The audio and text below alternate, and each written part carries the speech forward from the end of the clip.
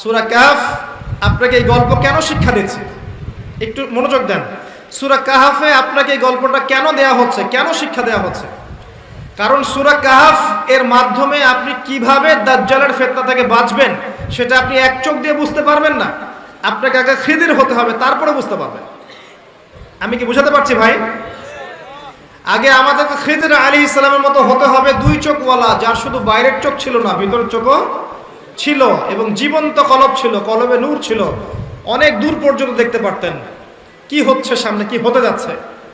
আল্লাহ পাক তাকে সেই হিকমা, প্রজ্ঞা, জ্ঞান দিয়েছিলেন। এই হিকমা, এই প্রজ্ঞা, এই জ্ঞান কখন আসবে? যখন মনের মধ্যে কোনো হিংসা থাকবে না, কোনো বিদ্বেষ থাকবে না, কোনো রিয়া থাকবে না, কোনো অহংকার থাকবে না।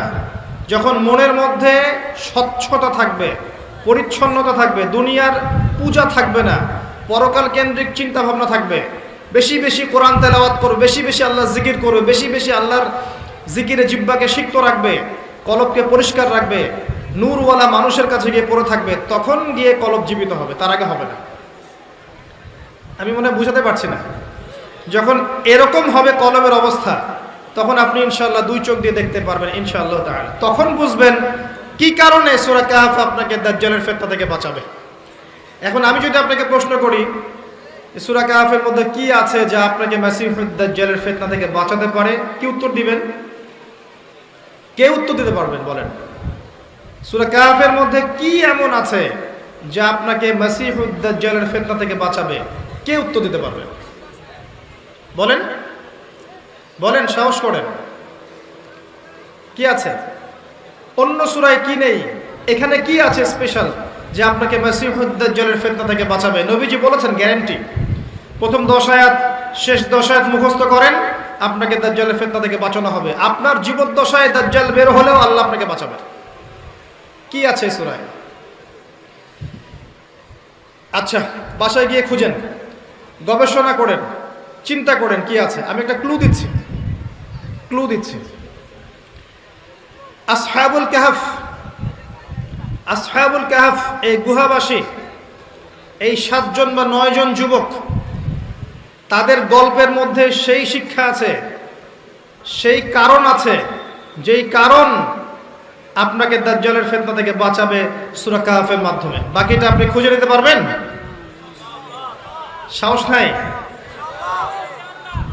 সহজ করে দিচ্ছি, কারণ আমাদের বক্তব্য অনলাইনে যাচ্ছে, তারাও দেখবে। আসহাবুল কাহফ এমন একটা সমাজে বাস করতেন যেই সমাজটা ছিল দাজ্জালের ফিতনার মতোই। সেখানে শিরক ছিল, সেখানে সুদ ছিল, জেনা ছিল, ব্যভিচার ছিল, মূর্তি পূজা ছিল, ফিতনা ছিল, ফাসাদ দিয়ে ভর্তি। আসহাবুল কাহফ এমন একটা সমাজের মধ্যে থাকতেন, ঠিক এখনকার বিশ্বের মতোই অনেকটা। কথা কি বুঝতে পারছেন? ঠিক এখনকার বিশ্বের মতোই অনেকটা, যেখানে ফাসাদ, এখানে প্রতিটা ক্ষেত্রেই ফাসাদ। শিরক আছে, হারাম আছে, জুয়া আছে, দুর্নীতি আছে, আপনার মুসলিমদের বিভক্তি আছে, বেদাত আছে, সুদ আছে, ঘুষ আছে, দুর্নীতি আছে, জেনা আছে, ব্যভিচার আছে, কি নাই? সব আছে। কি নাই? নাই কি বলেন তো? সমকামিতাও আছে, মেয়েও মেয়েকে বিয়ে করতে চায় এখন। এরপরে কি হবে জানেন? এরপরে কি হবে? আচ্ছা, আমার লেকচার আপনার আগে শোনেন নাই কখনো? সমকামিতার কথা বলেছিলাম, আর পরের স্টেপটাও বলে যাচ্ছি শোনেন। ফেমিনিস্ট রেভলিউশনের মাধ্যমে নারী পুরুষের এই যে আমরা একাকার একটা ফ্রি মিক্সিং করেছি না, এগুলোর মধ্য দিয়ে আস্তে আস্তে আস্তে আস্তে নারীর সম্মান কমে গেছে, 1 নাম্বার। 2 নাম্বার, বৈবাহিক সম্পর্কগুলো ঠুনকো হয়ে যাচ্ছে দিন দিন। জেনা বেড়েছে, ধর্ষণ বেড়েছে, ব্যভিচার বেড়েছে। আস্তে আস্তে আস্তে আস্তে দেখবেন মেয়েদের প্রতি আকর্ষণ কমে গিয়ে ছেলে ছেলেকে বিয়ে করা শুরু করবে, মেয়ে মেয়েকে বিয়ে করা শুরু করবে। নবী সাল্লাল্লাহু আলাইহি ওয়াসাল্লাম বলেছেন, আমার উম্মতের মধ্যে সমকামিতা ব্যাপকভাবে ছড়িয়ে না পড়া পর্যন্ত কিয়ামত হবে না। কি বুঝলেন? আমার উম্মত যতদিন পর্যন্ত মূর্তি পূজা করছে না ততদিন কিয়ামত হবে না। আর এমন একটা সময় আসবে যখন মসজিদ থাকবে চাকচিক্যময়, হেদায়েত থাকবে না। কোরআন থাকবে বইয়ের মধ্যে, কিতাব আকারে, এর হেদায়েত মানুষের মধ্যে থাকবে না। ইসলামের নামটুকু থাকবে, ইসলামের শিক্ষা থাকবে না। এবং আসমানের নিচে জমিনের উপরে সবচেয়ে নিকৃষ্ট মানুষ হবে তারা যারা এক শ্রেণীর আলেম, যারা দুনিয়ার বিনিময়ে দিনকে বিক্রি করে খায়। টাটকা হাদিস তিরমিজির মধ্যে আছে। আমি আপনাকে বলছি এই ফিতনাগুলোর পরে এসেছে এই সমকামিতা এবং চাইল্ড অ্যাবিউজিং, বাচ্চাদেরকে ধর্ষণ করা। এরপর দেখবেন মেয়েদের প্রতি আগ্রহ কমতে কমতে বাচ্চাদেরকে মানুষ ধর্ষণ করা শুরু করবে। কারণ পর্নোগ্রাফি দেখতে দেখতে মানুষের মাথাটা পশুর মতো হয়ে গেছে। একটা মেয়ের দিকে সে আর সম্মানের চোখে তাকাতে পারে না। একটা মেয়ে বাচ্চাকে কোলে নিলেও সে তাকে মানে কি বলবো, বাচ্চাদের মতো আদর করতে পারে না, নোংরাভাবে আদর করে। আমার কথা বুঝতে পারছেন না মনে হয়। যেভাবে বাচ্চাদের প্রতি ধর্ষণ বেড়েছে, এটা কি আগের 100 বছরে ছিল ভাই? ছিল? আর যারা এগুলো করেছে এদের সবার কি বিচার হয়েছে? যদি এভাবে বিচার না হয় তারা কি উৎসাহিত হবে না? এখন ইসলাম যে বলেছে এদের বিচার প্রকাশ্যে করতে হবে, ইসলাম কি অপমান করেছে? ইসলাম কি অন্যায় করেছে কোনো? ইসলাম কি মানবতা গর্হিত কোনো কাজ করেছে? এরপর কি হবে সেটাও শোনেন।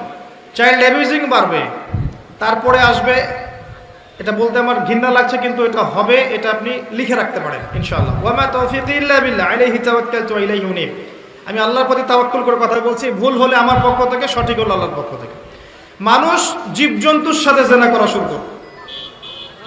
মানুষ জীবজন্তুর সাথে জেনা করবে, রেকর্ড হচ্ছে।